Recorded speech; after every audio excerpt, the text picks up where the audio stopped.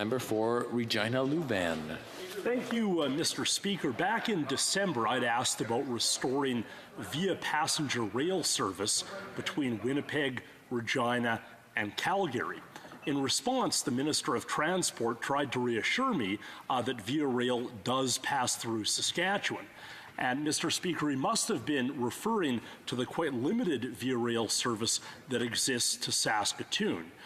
But I want to make the distinction between Regina and Saskatoon clear to the Parliamentary Secretary because that did seem to be a point of confusion for the Minister. My question was about restoring passenger service on the Southern Prairie line from Winnipeg to Regina to Calgary. Mr. Speaker, one of the original purposes of our Canadian Confederation was to build a railway across the prairies to the Pacific coast.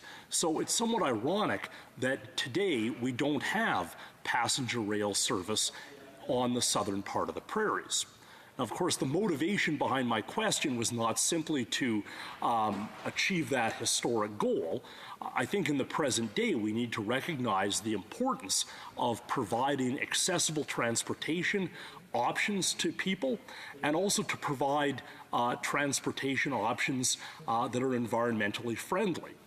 We had a whole debate in this House for most of today about an opposition motion regarding the price of gasoline.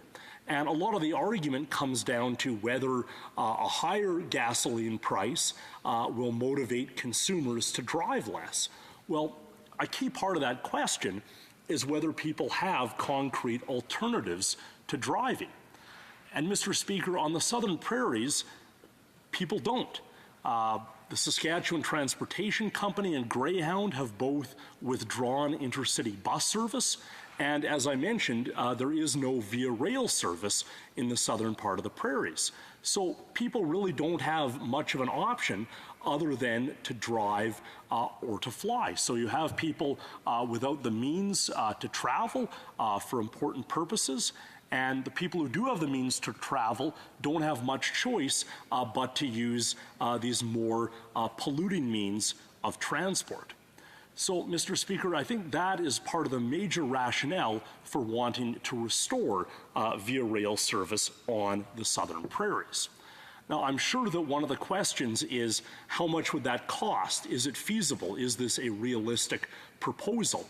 So I took a look at Via Rail's 2017 annual report, the most recent annual report available, and what it shows is that the subsidy per passenger mile in Western Canada, in other words, the long-haul travel from Toronto to Vancouver, is about 32 cents, which is quite similar to the subsidy of 28 cents per passenger mile across Via Rail's entire system.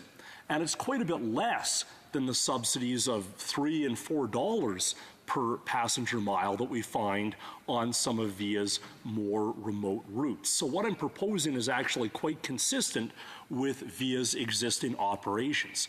To put that in terms of total dollars, the subsidy for long-haul travel west of Toronto was $41 million.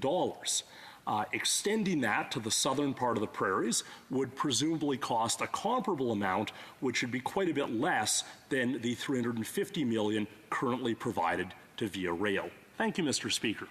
The Honourable Parliamentary Secretary to the Minister of Finance. Thank you, Mr. Speaker. Our government understands that Via Rail has an important role to play in providing Canadians with a safe intercity travel option. It does so across a vast network that spans from Halifax to Vancouver. Via's Western Transcontinental Service, the Canadian, crosses the Prairie provinces on its route from Toronto to Vancouver, serving many communities along the way. Our government recognizes the importance of this service to the people who use it and the role it plays in connecting our country. We also recognize that for some communities, for example, Churchill, Manitoba, passenger rail is the only viable option for connecting to other communities. This is why when service to Churchill was cut off, we knew we needed to act to have it restored, and now passenger rail service has returned to the community. While it serves an important role, passenger rail is just one of the many ways that Canadians travel between communities. In a country as vast and spread out as Canada, it is inevitable that passenger rail networks will not reach all communities. For decades, many Canadians have relied on intercity bus services to get them where they need to go. The withdrawal of Greyhound from nearly all of Western Canada and Northern Ontario in October 2018 was and continues to be a big loss for Canadian travelers, especially Canadians living in rural and remote areas. Our government recognizes the seriousness of this issue, and while we are encouraged that several operators have stepped up in order to pick up the former Greyhound routes, gaps in service still remain. This is why on October 31st, we announced our willingness to partner with the affected provinces to fill service gaps on a temporary and cost-shared basis. Federal money is on the table, and the member opposite's provincial Conservative government is refusing to use it to help the people of Saskatchewan. In terms of Indigenous transportation needs, we also committed to supporting Indigenous peoples and providing vital transportation services to their communities. Over the next year, we will continue collaborating with the provinces and territories to develop innovative, longer-term solutions to address the intercity surface transportation needs of Canadians. Together, we're aiming to ensure that our passenger transportation system is safe, efficient, and provides excellent service. Thank you, Mr. Speaker. Honourable member for Regina Lewvan. Well, thank you, Mr. Speaker, and I'll begin by agreeing with the Parliamentary Secretary that it is quite disappointing that the Government of Saskatchewan did not take up the funding that the Government of Canada offered to try to restore some intercity bus service. However, Mr. Speaker, the federal government does not simply need to wait for the province to agree to cost-share bus service.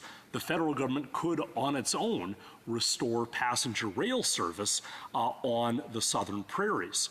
I thought it was interesting that the Parliamentary Secretary began by mentioning that Via Rail is needed to provide a transport option to Canadians. I want to reiterate that option does not exist on the southern prairies. It's impossible to travel from Winnipeg to Regina to Calgary by train.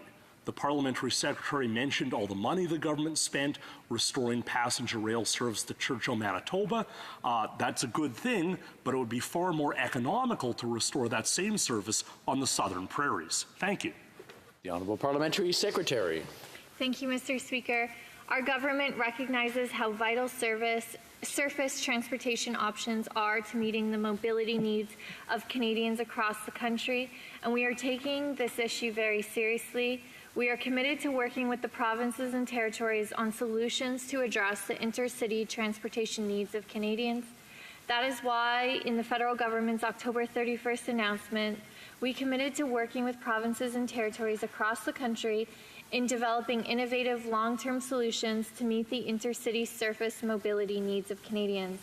In the meantime, we will continue to work with the provinces interested in cost sharing to fill the gaps in services left behind by Greyhound on October 31st, as well as Indigenous communities. Thank you.